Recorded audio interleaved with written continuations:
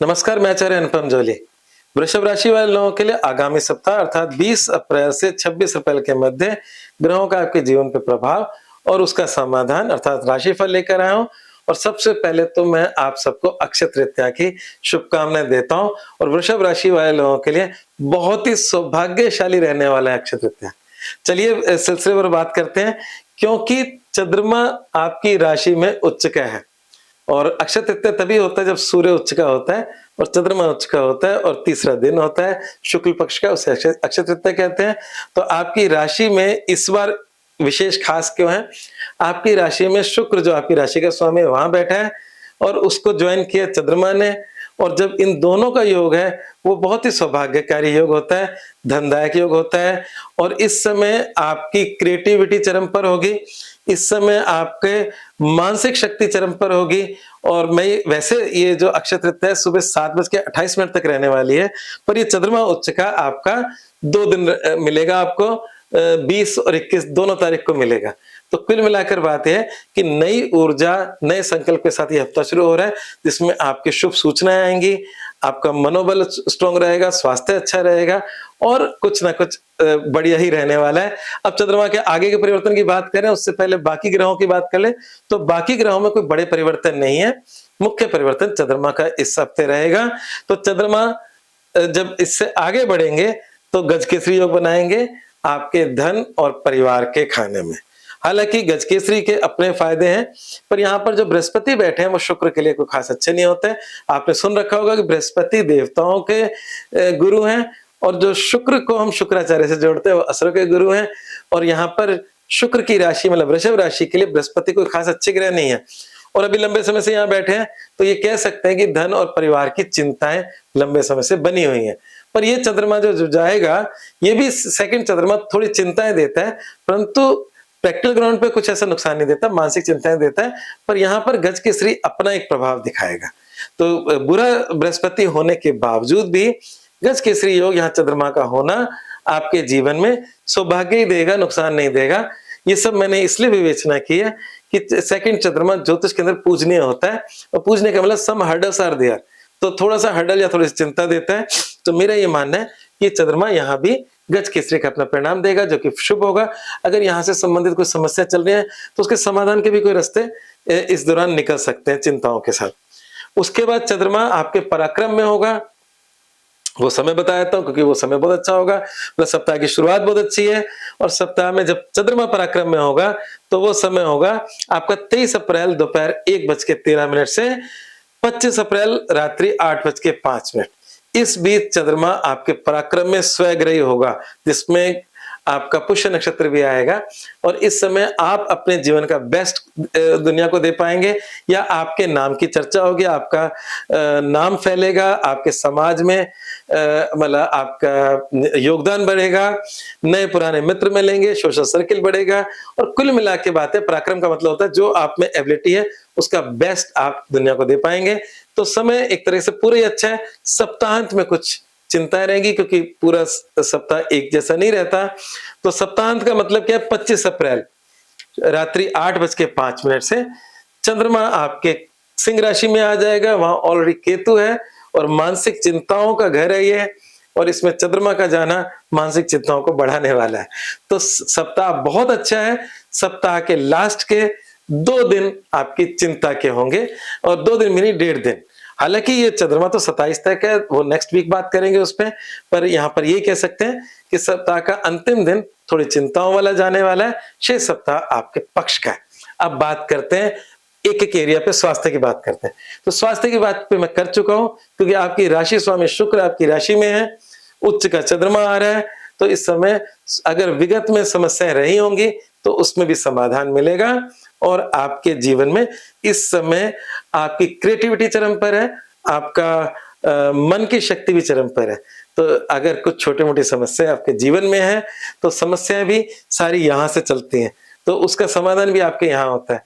तो अगर स्वास्थ्य संबंधी समस्याएं हैं भी तो अभी इस समय आपका बेस्ट चल रहा है, उसका समाधान भी निकल सकता है। बात करते हैं करियर, व्यवसाय और नौकरी। हालांकि आसमान में ग्रह गज के सॉरी राहु काल ये काल सर्प योग बना हुआ है। राहु काल शब्द मैंने गलत बोल दिया क्योंकि राहु सामने आ गया। तो राहु काल सप्ताह हर सप्ताह के प्रत्येक दिन एक 1.5 घंटे का समय होता है, आठवां मतलब आठवां समय होता है जिसमें शुभ काम नहीं करते। जब उसका जिक्र आया तो मैं पूरी बात कर दें, है ना। और हर दिन के हिसाब से उसका काल अलग होता है, जैसे सोमवार को सुबह 7:30 से 9 इस प्रकार से चलता है वो। तो यहाँ पर मतलब आपके सूर्योदय सूर्यास्त से थोड़ा बहुत टाइम ऊपर नीचे होता है, पर ये राहु केतु के बीच में सारे ग्रह जो आ गए, इसे हम कालसर्प योग कहते हैं। तो कालसर्प योग का प्रभाव सभी पर है, इस समय पूरे ब्रह्मांड में बना हुआ है, परंतु उससे इतना चिंता करने की जरूरत नहीं है। पर अगर हम करियर, व्यवसाय और नौकरी की बात करें तो ये राहु अपने मित्र राशि में है और आपकी इनकम में शनि, मंगल और बुध, जिसमें बुध नीच का है, पर यहाँ पर मतलब उसको माफी मिल जाती है बुध को इनकम के अंदर। अगर नीच का भी है तो इनकम देगा, डोंट वरी। तो शनि, मंगल, बुध आपकी इनकम की व्यवस्था बना रहे हैं, विभिन्न प्रकार से इनकम की व्यवस्था बना रहे हैं। तो इसलिए जहां तक सवाल है इस समय करियर का, तो करियर के लिहाज से कुछ चैलेंजेस के साथ साथ आपका समय अच्छा ही है। अब चैलेंजेस क्यों बोले हैं मैंने, वो ये बोले हैं कि आपके करियर के अंदर राहु बैठा है और गुरु की दृष्टि है, और गुरु क्योंकि राशि का कोई अच्छा ग्रह नहीं है और उसकी दृष्टि बुरी तो नहीं होती, गुरु की दृष्टि को बहुत अच्छा बताते हैं कि उस घर में वृद्धि होती है, पर जब बुरे घर का स्वामी गुरु देख रहा हो तो वो वृद्धि में भी अड़चने पैदा करता है, मतलब आपको चैलेंजेस देता है। वृद्धि तो करेगा परंतु वृद्धि के साथ साथ लॉसेस भी दे रहा है, लॉस का स्वामी है। तो कहने का मतलब यह है कि बृहस्पति लंबे समय से आपके करियर में छोटी मोटी दखल दे रहा है, और यहाँ पर राहु बैठे हैं। तो कुल मिलाकर बात यह है कि अगर मैं पूरा ढंग से अगर मैं इसको उत्तर दूं तो समय 100% अच्छा ही है, छोटी मोटी परेशानियों के साथ। मतलब आपकी इनकम में बढ़ोतरी दिख रही है। आपका मतलब टॉप का जो प्लेट है वो शनि इनकम में बैठा है, और वो आपके ठीक है शनि शनि करता है, धीरे धीरे इनकम बढ़ाता है, परंतु 2.5 साल के अंदर अपनी एक अच्छी अमाउंट तक पहुंचा देता है आपको। तो वो धीरे धीरे अपना काम कर रहा है आपकी इनकम बढ़ाने के अंदर। अगर जिन लोगों के अप्रैल में अप्रेजल्स होते हैं पैसे के, तो उनको जरूर मिलना चाहिए, योग तो ऐसा ही बन रहा है। ठीक है, और अब बात करते हैं लाइफ के दूसरे एरियाज जिसमें हम प्रेम संबंधों और वैवाहिक जीवन की बात करें। दोनों में थोड़ी थोड़ी दिक्कतें हैं। वैवाहिक जीवन का स्वामी मंगल शनि और बुध के साथ गेनिंग में बैठा है, ये एक अच्छी बात है, परंतु क्योंकि शनि और बुध के साथ बैठा है तो ये बुरी बात है। गेनिंग में बैठा है वो अच्छा है, तो जीवन साथी के सहयोग से लाभ के मार्ग या आपके गेनिंग्स मिलेंगी, परंतु आपके विचारों के तालमेल में या छोटे मोटे डिस्टर्बेंस रह सकते हैं। और वही प्रेम संबंधों का स्वामी बुध भी नीच का है, पर उसकी दृष्टि अपने यहाँ पर है। इसलिए मैंने कहा कि इन दोनों एरियाज में चैलेंजेस थोड़े बहुत बने हुए हैं। कभी कभी हमारे व्यवहार नहीं बन पाता, कभी कभी कुछ ऐसी स्थितियां बन जाती हैं, परंतु चिंताजनक नहीं है, टेम्पररी फेज है, ये निकल जाएंगे। और कुल मिलाकर बात यह है कि वृषभ राशि वाले लोगों के लिए समय अच्छा है। एक टोटका दे जाता हूं जो आपके लिए बहुत शुभ लाभदायक होगा। 20 तारीख को सुबह 7:28 तक आपकी अक्षय तृतीया रहेगी। सूर्योदय से 7 बजे के बीच में, 7:28 का 7:15 ले लेते हैं, सूर्योदय से 7:15 के बीच में एक चांदी का सिक्का अपनी तिजोरी में रख लेना। चंद्रमा और शुक्र दोनों चांदी हैं, और अगर आपके पास चांदी का सिक्का नहीं खरीद पाए और आप इस समय राशिफल मेरा देख रहे हो और समय नहीं है, तो आप थोड़े से चावल अक्षत जिसे कहते हैं साबुत, टूटे हुए नहीं हो, वो भी आप अपनी तिजोरी में रखेंगे तो भी आपका भला होगा। चलिए, आज शुभता के लिए जो मेरे समाधान जो मैंने दे रखे हैं वो मैं कुछ दे देता हूं। हरा चारा गाय को डाले, क्योंकि बुध नीच का है, उसके लिए वो लाभकारी रहेगा, क्योंकि बुध आपके जीवन के 2 एरियाज का स्वामी है, जो कि आपके धन और परिवार और प्रेम और शिक्षा का। तो इसलिए हरा चारा डालना अच्छा है, क्योंकि बुध नीच का चल रहे हैं।